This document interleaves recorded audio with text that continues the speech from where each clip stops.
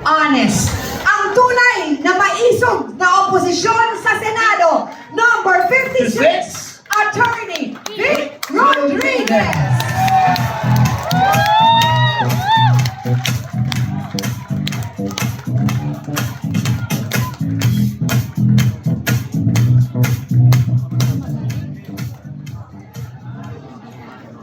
Maraming salamat at magandang hapon po sa ating lahat.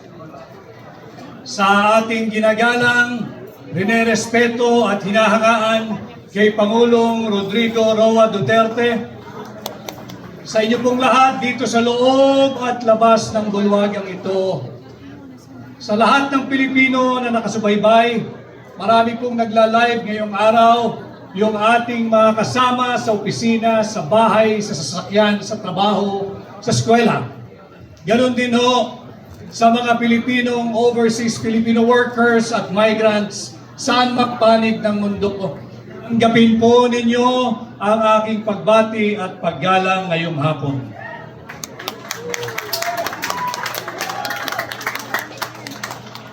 Ako po ay nagpapasalamat at ako'y gabilang sa inyong programa ngayong hapon. Salamat kay Pangulong Duterte at ako'y isinama dito sa tinatawag nating Duterte Senatorial Candidates.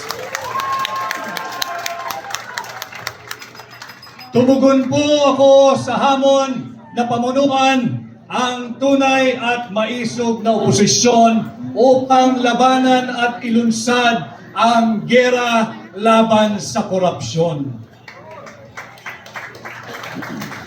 Ang war on corruption na aking pinamumunuan is not just a campaign slogan.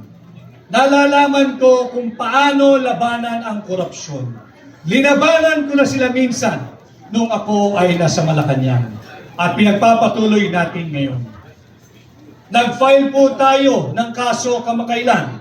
Linabanan natin yung anomalous, illegal, immoral, invalid, and unconstitutional and criminal 2025 budget.